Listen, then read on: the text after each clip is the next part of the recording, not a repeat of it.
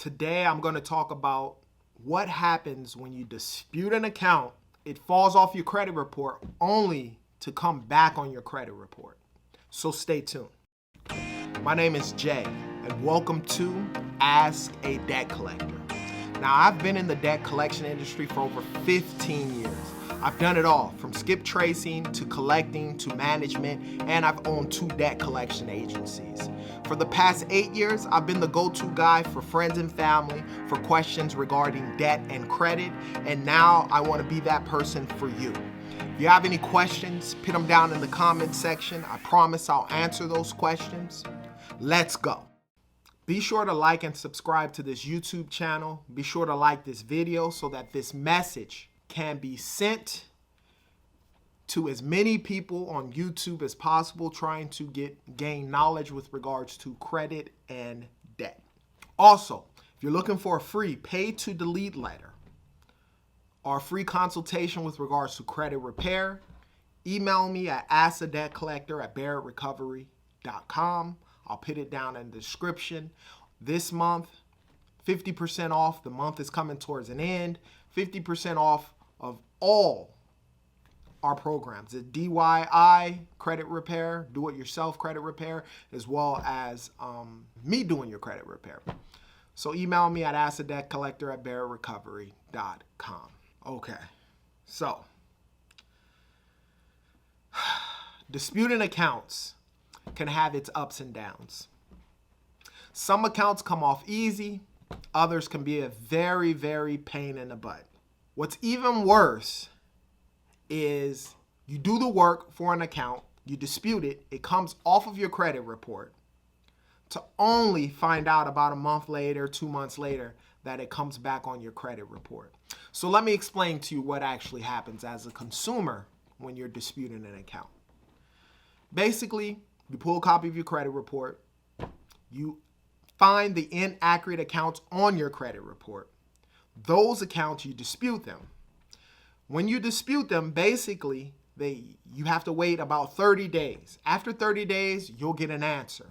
Your answer is they'll either report the account as verified, which is obviously what you don't want, or the great thing that happens is they'll fall off. They'll be deleted completely. And that's typically what happens with accounts that you dispute. Obviously, you dispute them, you wait 30 days. Once you get an answer, you're either going to dispute again or they fall off your credit report. Now, let me give you the unique situation of as a debt collector, obviously owning a collection agency, what happens on the debt collection side with regards to disputes. So typically, depending on how big the company is, when the dispute comes in, obviously from the credit bureaus, there's a bunch of them, right? Each and every month, especially over the last 2 years. The great thing is a lot of people are a lot more educated with disputing inaccurate accounts.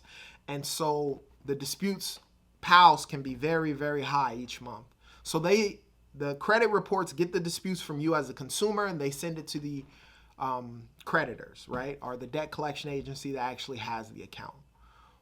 Once the dispute is received, like I've explained to you guys in an old video, as a debt collection owner, when we purchase accounts, we purchase them in bulk, right?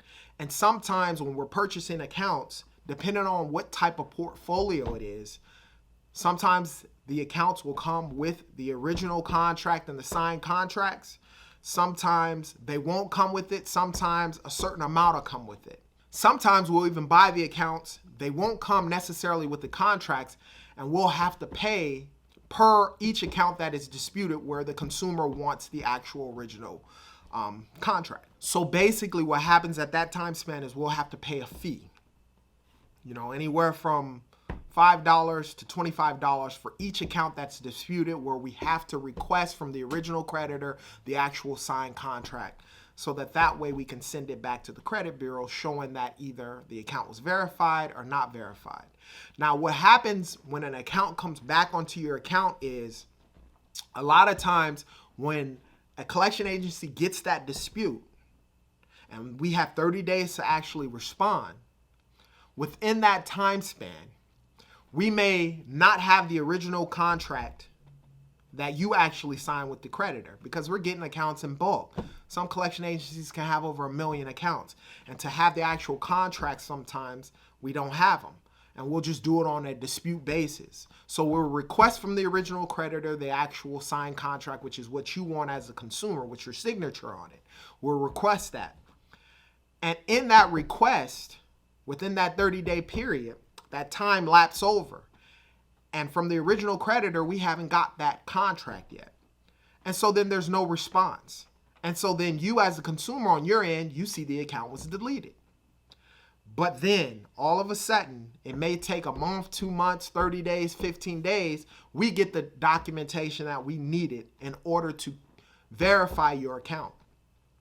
And so the 30 days passed, it was deleted, but then as a collection agency, we got the correct documentation, we submit it to the credit bureaus, and then you as a consumer, you look on your credit report and all of a sudden you find out that it's back on your credit report. And so that's one of the reasons why that can happen. A lot of times they're requesting the information and not getting it in a timely fashion, or within that 30-day time span, they didn't respond because they haven't got to the dispute, because there's so many disputes that they have to get through. And so they haven't just got to your dispute and actually answering through the credit bureaus, and then eventually they'll end up answering it. So it could be that they got the information a little bit late, or they just haven't got to your dispute quite yet. And so the account comes off, and then all of a sudden it's placed back on your credit report. I want you guys to understand something. Cleaning up your credit is a marathon. It's not a sprint. Life is a marathon and not a sprint. In most cases, you as a consumer, or let me not even do that. Let me talk about me as an individual. It took me some accounts 6 months to mess up, all the way up to 3 months before I actually paid, right? So it took a lot of time where I messed it up, where I didn't actually pay. And sometimes with getting it all right, it may even take longer than that. So I always tell you guys, be patient. A lot of those credit repair companies out there are trying to clean up your credit and do what they do. And you as a consumer, I understand. We're in a information world where everything's like done so fast. But some things take time. So be patient. Another thing, you as a consumer, make sure you educate yourself. And then with that education, you apply that knowledge. Now, if you have any questions about credit or debt, put them down in the comment section. I promise I'll answer those questions. And as always, you be great.